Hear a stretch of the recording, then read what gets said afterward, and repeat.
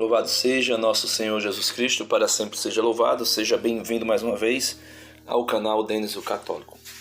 Meus amados irmãos, estava refletindo um pouquinho hoje pela manhã sobre as leituras, de hoje, dia 3 de outubro, dia também de Santos André, de Solveral e Ambrósio Francisco e companheiros mártires, mas eu não vou falar sobre eles. Vou falar um pouquinho sobre as leituras desse dia.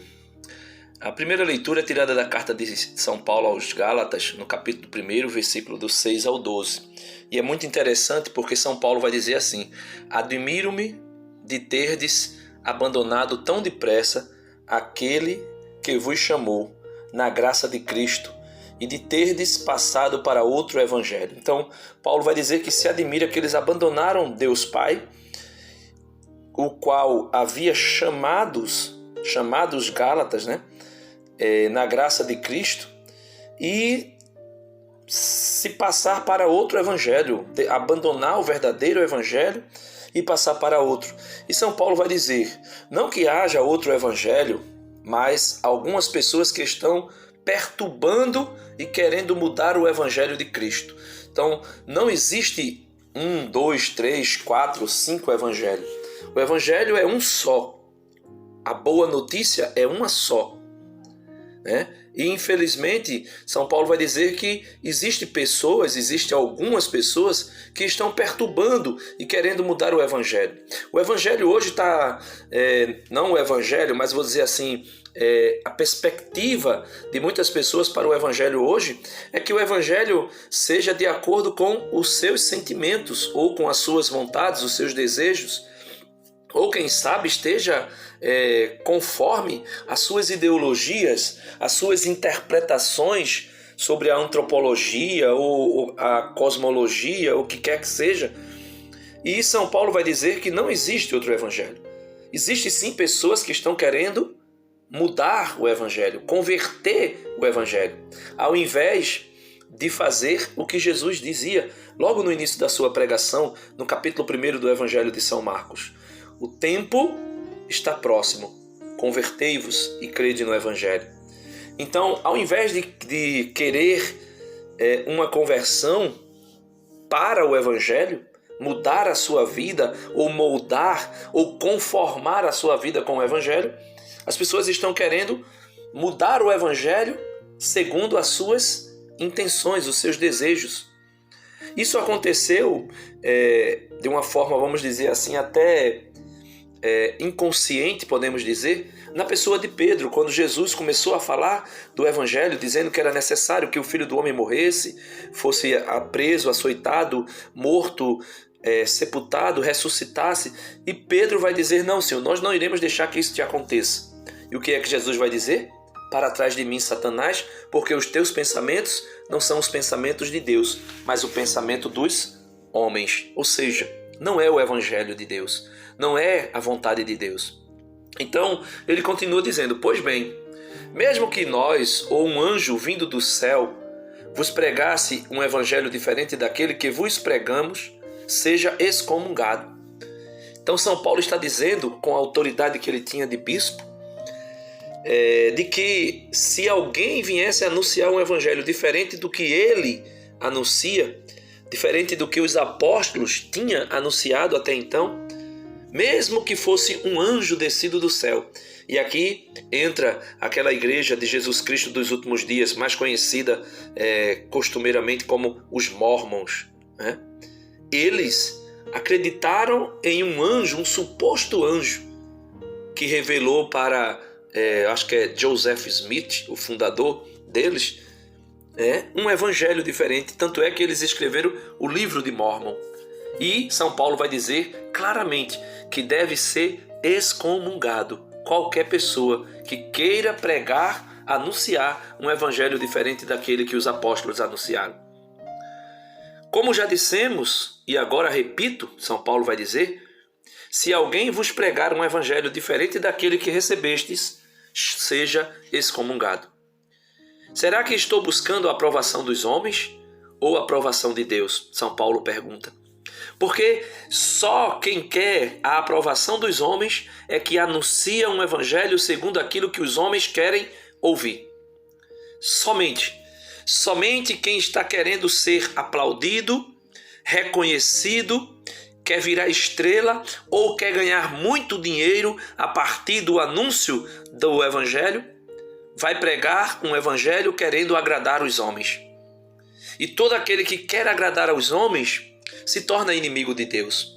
O apóstolo São Tiago, melhor dizendo, na sua carta vai dizer: vós não sabeis que o amor ao mundo se configura em ódio a Deus e que a amizade com o mundo se torna inimizade com Deus, e todo aquele que quer ser amigo do mundo se constitui inimigo de Deus? Por isso, existem muitas pessoas querendo pregar um evangelho distinto, diferente daquele que os apóstolos anunciaram, daquilo que a igreja sempre anunciou. Por que é que existe essa diversidade de igrejas, entre aspas, igrejas tidas como cristãs? Por que essa diversidade tão grande? Porque é um evangelho que não está preocupado em agradar a Deus, mas é um evangelho que está preocupado em agradar os homens. E São Paulo continua dizendo. Ele vai dizer assim, repetindo: será que estou buscando a aprovação dos homens ou a aprovação de Deus? Ou estou procurando agradar aos homens? Se eu ainda estivesse procurando agradar aos homens, não seria servo de Cristo. Então, muitas vezes as pessoas se escandalizam aqui no meu canal quando eu vou dizer que todo aquele que mudou, que saiu da Igreja Católica, que criou a sua própria igreja, que fundou a sua própria igreja, que buscou fazer uma igreja e anunciar um evangelho diferente daquilo que a Igreja Católica sempre anunciou, são pessoas que se tornaram inimigos de Cristo. São pessoas que não querem servir, não querem ser servo de Cristo, mas querem servir ao homem ou ao seu próprio ventre. E São Paulo conclui dizendo: irmãos, asseguro-vos que o evangelho pregado por mim não é conforme critérios humanos. Com efeito, não o recebi nem aprendi de homem algum, mas por revelação de Jesus Cristo. Então São Paulo vai deixar muito claro que o seu evangelho não foi aprendido pelos homens. Mesmo São Paulo tendo ido aonde estavam os apóstolos, os chamados notáveis, como ele mesmo diz, né? Ou os colunas da igreja, São Paulo colocou o evangelho que ele pregava aos pés dos apóstolos. Não porque ele iria ali, vamos dizer assim, simplesmente comparar o que ele falava com o que os outros demais apóstolos falavam, mas ele queria saber se ele estava em conformidade. E ele percebeu que o evangelho que ele anunciava não era diferente do evangelho que Pedro, né, que Mateus, que Bartolomeu, que os demais apóstolos anunciavam. Por quê? Porque assim como os demais apóstolos aprenderam de Cristo, Paulo deixa claro no evangelho de hoje, na primeira leitura de hoje: com efeito, não recebi nem aprendi de homem algum, mas por revelação de Jesus Cristo. E qual é esse evangelho, meus irmãos, que os apóstolos pregaram, que São Paulo anunciou e que é o verdadeiro evangelho de nosso Senhor Jesus Cristo? Nosso Senhor Jesus Cristo deixa isso claro no evangelho dessa segunda-feira. Evangelho segundo São Lucas, capítulo 10, versículo do 25 ao 37. Ele vai dizer assim: um mestre da lei se levantou e, querendo pôr Jesus em dificuldades, perguntou: mestre, que devo fazer para receber receber em herança a vida eterna? Jesus lhe disse: que está escrito na lei? Como tu lês? Ele então respondeu: amarás o teu próximo, ou melhor, amarás ao Senhor teu Deus de todo o teu coração e com toda a tua alma, com toda a tua força e com toda a tua inteligência, e ao teu próximo como a ti mesmo. Então aqui está, meus irmãos, a essência do evangelho. Aqui está o núcleo, o centro, o miolo do evangelho. Jesus vai dizer, a resposta desse homem, Jesus confirma né, a resposta dele. Jesus, no versículo 28 do evangelho de hoje, vai dizer: Jesus lhe disse: tu respondeste corretamente. Faze isso e viverás. Ou seja, faça isso. Ame a Deus. Ame ao Senhor teu Deus de todo o teu coração e com toda a tua alma, com toda a tua força e com toda a tua inteligência. E ame ao teu próximo como a ti mesmo, e tu serás salvo. Só, meus irmãos, que esse evangelho, que pelo menos nessa frase é tão simples, né? Pelo menos ao dizer é simples: amar a Deus sobre todas as coisas e o próximo como a si mesmo. É fácil, né? Aparentemente é fácil, mas esse evangelho é muito complicado. É tão complicado, é tão difícil, é tão pesado, né? Podemos assim dizer, não num aspecto divino, não num aspecto debaixo da graça de Deus, mas humanamente é tão difícil, a ponto de São Pedro dizer a Jesus um dia: Senhor, se é assim a condição do homem, quem poderá ser salvo? E Jesus vai dizer: para os homens não é possível, mas para Deus tudo é possível. Então, aparentemente, humanamente falando, é difícil. E é tão difícil que o mestre da lei vai dizer no versículo 29. Ele, o mestre da lei, porém, querendo justificar-se, porque achava pesado, a cruz é pesada, disse a Jesus: e quem é o meu próximo? Então aí Jesus conta aquela maravilhosa parábola do bom samaritano, que nós já conhecemos, onde Jesus vai mostrar inúmeras pessoas, né? Na verdade são 3 personagens, mas Jesus vai mostrar as possibilidades daqueles que são religiosos, daqueles que estão dentro das igrejas, anunciando um evangelho diferente daquele que é o evangelho que nosso Senhor Jesus Cristo anunciou. Por isso ele vai dizer que um sacerdote estava descendo, né, por aquele caminho, quando viu o homem, seguiu adiante pelo outro lado. Então veja, o sacerdote, aquele que busca trabalhar em prol da salvação dos outros, na verdade ainda não conhecia o verdadeiro evangelho.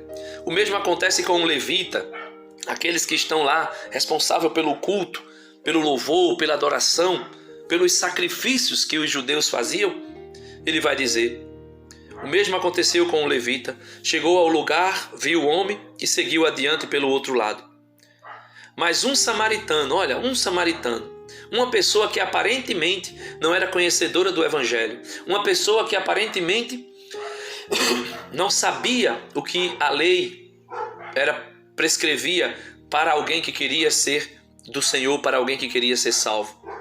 Mas um samaritano que estava viajando chegou perto dele, viu e sentiu compaixão. Compaixão. Alguém que olha para o outro e sente compaixão é alguém que ama a Deus de verdade. Porque São João vai dizer na sua primeira carta: filhinhos, que adiantaria alguém dizer que ama a Deus a quem não vê, se não consegue amar o próximo que ele vê? Ele diz: seria ele um mentiroso. Então, quando esse homem olha para o seu próximo e sente compaixão dele, sente misericórdia, sente piedade dele, essa pessoa demonstra claramente que ele não está amando somente o próximo, mas que ele está amando a Deus no próximo que ele ama. Porque Jesus disse inúmeras vezes: quando tu fizeres alguma dessas coisas a um destes pequeninos por causa de mim, é a mim que estás fazendo. Mesmo que seja dar um copo de água fresca a um sedento, mesmo que seja dar um pão a um faminto, mesmo que seja visitar um preso ou um doente, mesmo que seja, meus queridos e amados irmãos, vestir quem está nu e dar amparo, um teto a quem não tem aonde morar. Então Jesus demonstra claramente que quem faz essas obras de misericórdias espirituais ou corporais está amando a Jesus no seu próximo. E aqui está o verdadeiro evangelho de nosso Senhor Jesus Cristo: amar a Deus sobre todas as coisas e amar o próximo como a si mesmo. Então, ainda além de ter compaixão, ele cuidou, aproximou-se dele e fez curativos, derramando óleo e vinho nas feridas. Depois colocou o homem em seu próprio animal e levou a uma pensão, onde cuidou dele. Essa pensão, simbolicamente, os pais da igreja vão entender como sendo a igreja. O bom samaritano é Jesus e é cada um de nós. Quando fazemos aquilo que agrada a Jesus, amando o próximo. E a igreja é essa grande pensão, esse grande hospital, podemos assim dizer, para onde nós levamos os doentes do mundo para um encontro pessoal com Cristo.